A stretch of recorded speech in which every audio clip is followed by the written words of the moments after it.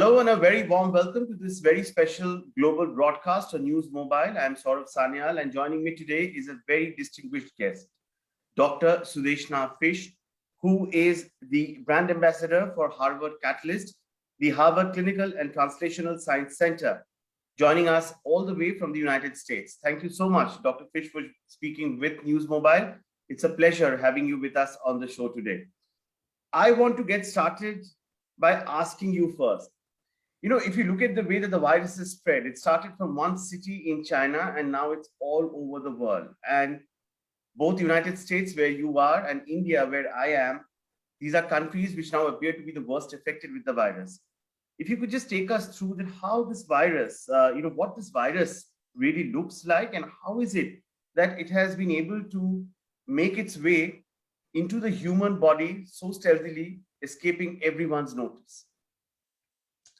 Thank you, Saurav, for having me. It's a pleasure to be here. I wish it was under different circumstance, but here we are. So I guess, if we track back to about last January, that's when the problem really came to the global attention, when the sequence of the SARS-CoV-2, which is the virus that causes the disease that's COVID-19, was isolated. So the sequence of this virus was pretty well known and published back in January 2020.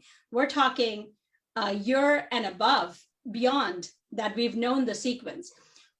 Doesn't matter how it originated. There's a lot of different, controversy there. But bottom line, once you have the sequence, that's really all you need for the surveillance and the public health team to get into action and say, hey, this is a major issue we have at our hand. This virus is capable of getting into our bodies in a way that many other viruses, including the other RNA, like the MERS virus, the other SARS virus before SARS-CoV-2 do, which is they get in through your respiratory system, which is your nose, your mouth, your airways. They use that passage. All these coronaviruses, they actually can be lumped in that together. They use the respiratory tract.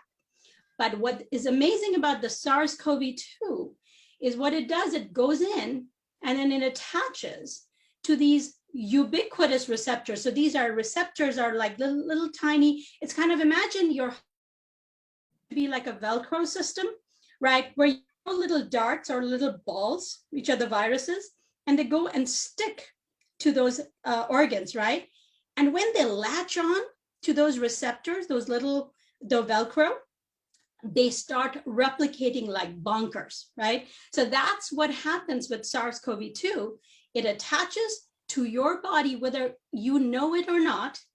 And this is known as asymptomatic transmission, meaning you may not have any symptom for a number of days. And some people never develop symptoms, but they carry the virus in their nasopharynx, and the virus propagates inside, and then they transmit it to others unknowingly, right? So this is what happened in January through March. And in March, America went in a lockdown. And it's because between January and March, the scientists figured, oh my God, this is a big, serious situation. We have to lock everything down to stop the virus from spreading, right? And so here we are, fast forward like a year later. And we have a lot of lessons in the US from our multiple waves. We've had almost like 3 waves so far. And this is all predictable because that's what happens when you get a transmissible respiratory virus that can enter into your system without you knowing it. Right. So I may be talking to you. If I'm within a very short distance from you, I may be transmitting the virus to you through your mouth, through my talking, through my sputum, right? So if you're in a dark or like a closed room, closed space, I may actually do more harm to you unknowingly, because by talking in a closed ventilation, poor ventilated area, I'm transmitting more viral particles every time I speak. So this is the problem with this virus, right? That it enters without you knowing it. And then before you know it, you either get very sick, or you get hospitalized and you die, or you carry it around wherever you go. Now, what you were just saying is so real, because all around us here in India, we are faced with a situation like never before. This is actually something that we've never seen in our lives so far. And the only sound possibly that you can hear are the deafening noises of the ambulances which are rushing from one place to the other, the hooters, uh, and the sirens that are playing. And whenever you switch on the television, all you see, or when you're reporting on the ground, you're seeing people crying, they're losing their loved ones, mad scramble for oxygen, for hospital beds. So it's like a catastrophe that has struck us. But that very little point that you mentioned, Dr. Fish, about how involuntarily, unknowingly also, we might be transmitters of the virus to others. Now, that brings me to my next question about the importance of behavioral change and the way that we have lived our lives all these years, possibly that now needs to undergo a paradigm shift. Yeah, that's the tricky part, right? And especially in our subcontinent in India, we're such a tight-knit, close-knit, congregant behavior community where we like to gather.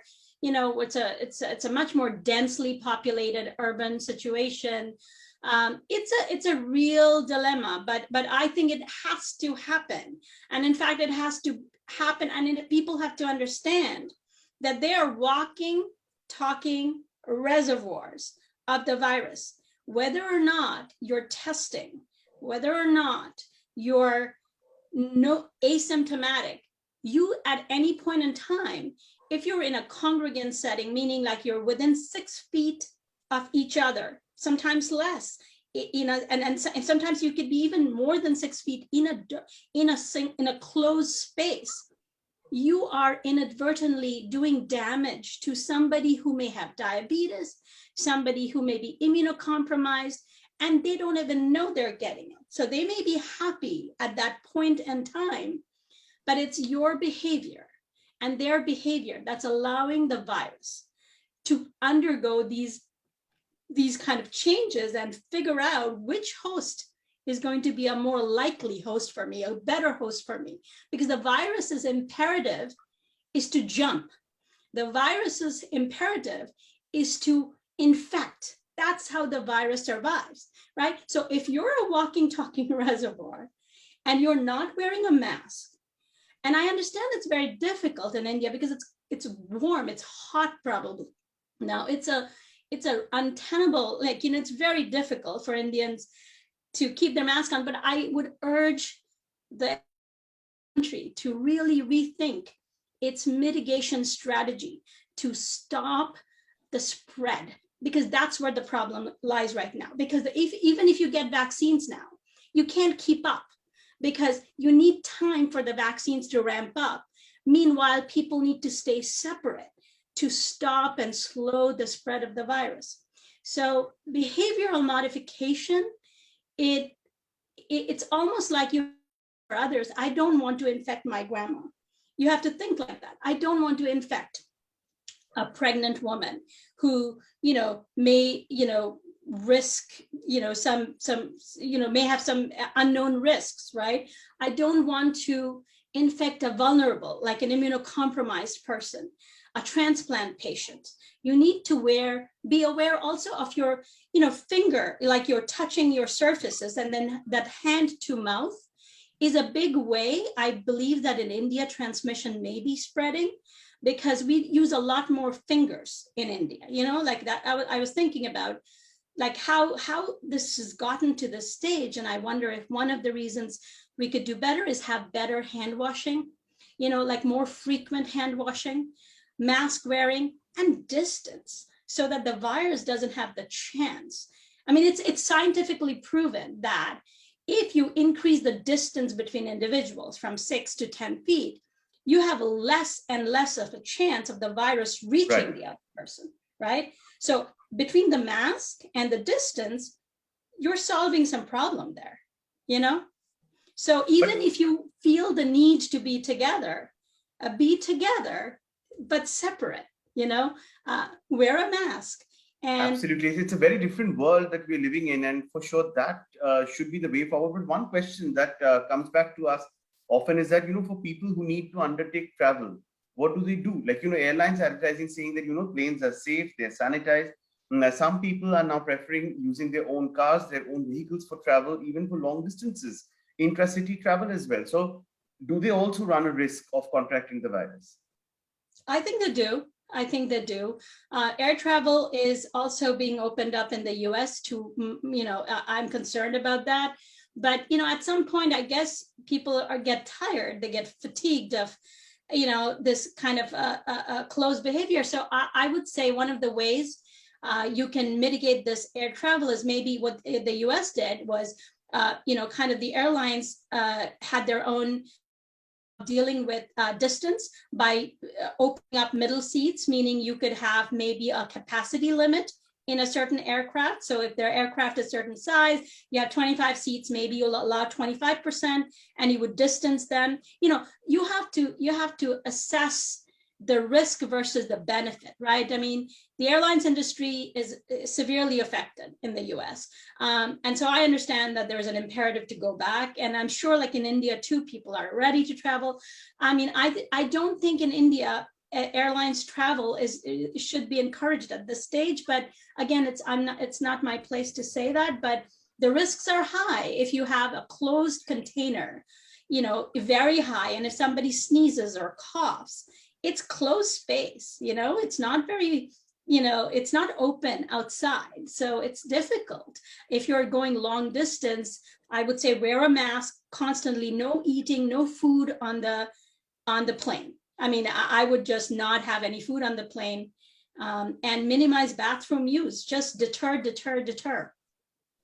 If you have to do it, I guess maybe that is why a lot of Indians these days now prefer to undertake, road travel, because that is also something that we saw in the phase where the numbers actually came down, Yes. the months of say November, December, January onwards, when people started feeling, okay, so now the vaccines are coming and the vaccines are here, in some time, and the numbers are going down. So probably somewhere down the line, there was laxity on our part as well. So coming to vaccines, now from 1st of May, the government of India has now announced that it will be vaccine for all eligible citizens. Like anyone above the age of 18 years will be able to get vaccinated.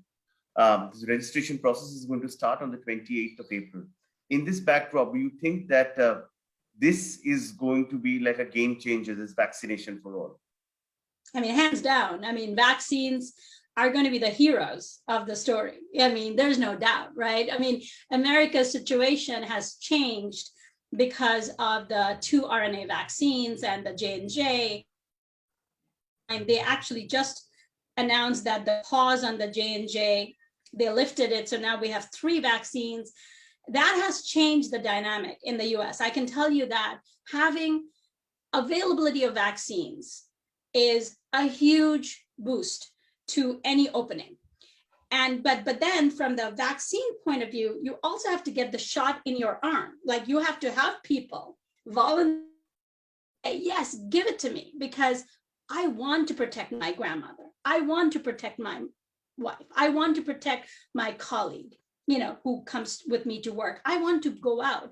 So I think if more people become eligible, but it's not just eligible, the more people get their arms extended and take the shot, the more protection they will have, the more pressure will be on the virus to go away. Because essentially the virus will say, well, I can't really attack this body because this body is going to neutralize me. It's going to kill me, so I can't go there. And then it goes to the next person. The person is also vaccinated, right? So you slow the spread, that you've heard the term, right? The peak to the trough, the valley, you flatten the curve.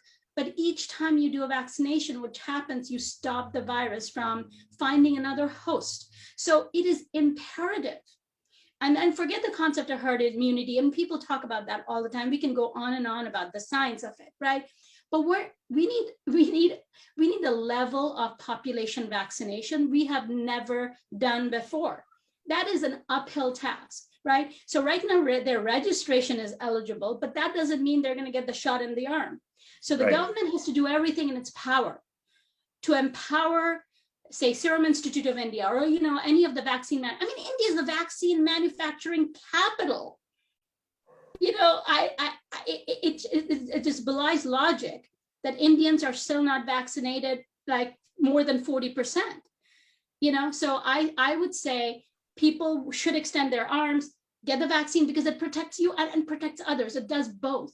And I think that's a very important point, that the vaccine protects you and it protects the others also. And we have to start thinking from these lines, because somewhere down the line, people also are thinking, with reports coming in, that, I have got the vaccine shot, but even then, I know of someone who's got, that person who had got that shot has still got infected. So why does that happen? And in India, there's a lot of talk about this double mutant variant now of the SARS-CoV-2.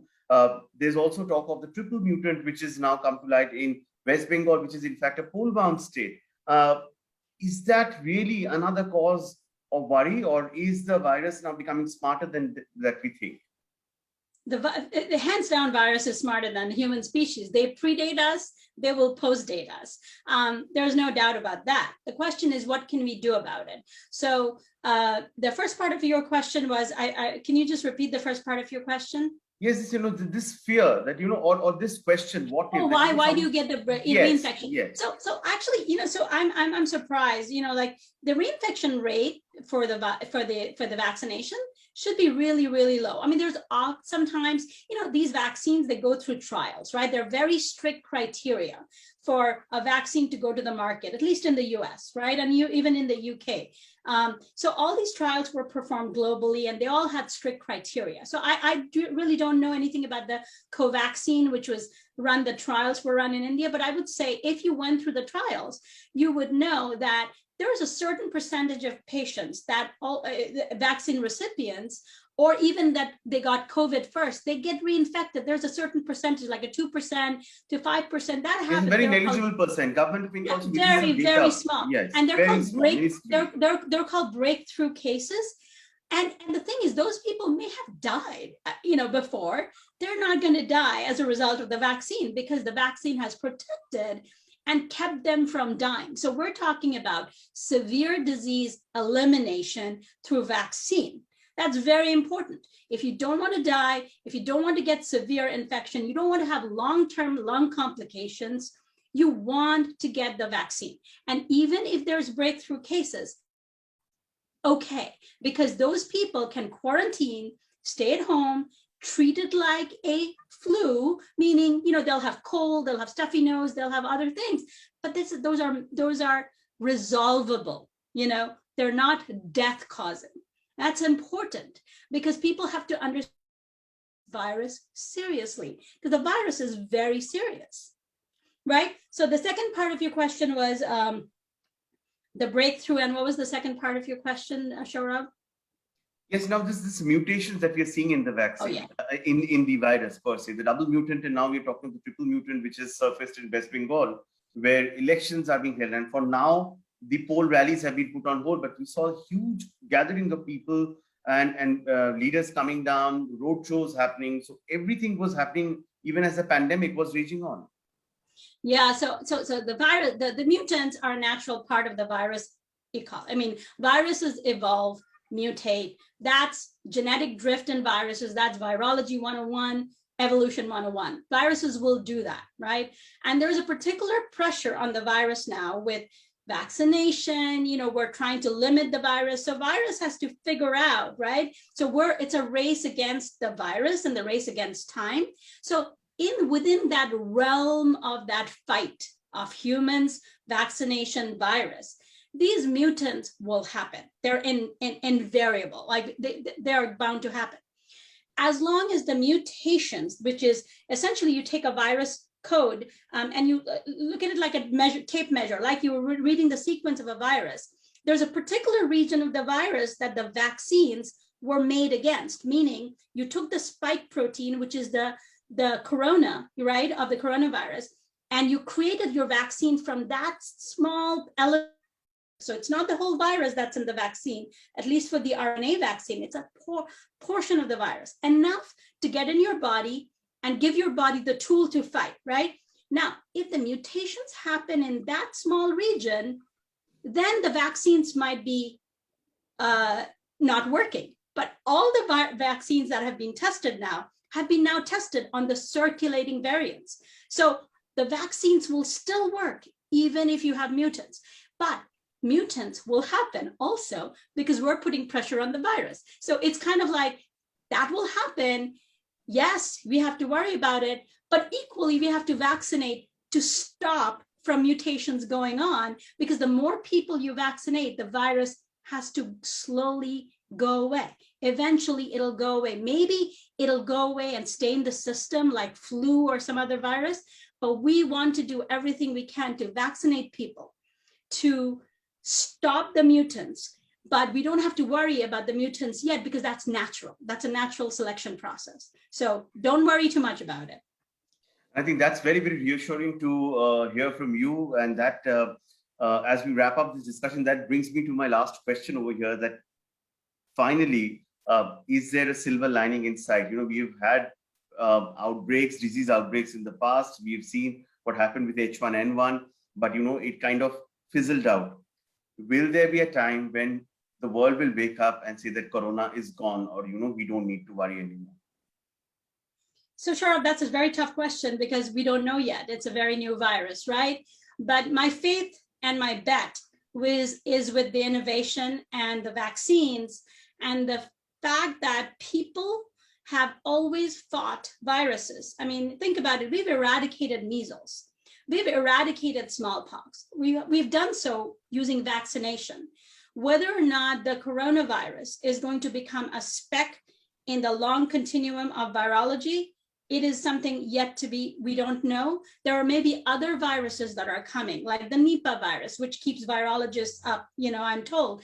So there's a lot of climate change issues and other things that we can discuss another time. But the bottom line is the silver lining is going to come when enough population is vaccinated that you can start to see a difference in the death rate, infection rate, people feeling that they're not getting infected and they can go about do their business. It's possible because it's happening in the US. Schools are opening in the US. Offices are opening in the US. That's because of vaccination. Right. Thank you so much, Dr. Fish, for sparing time with us. I know it's been a long day for you in the US as well. And just for our viewers, a little bit more about Dr. Fish is that she's been an integral part when it comes to the entire process of how vaccines came to light in the US as well.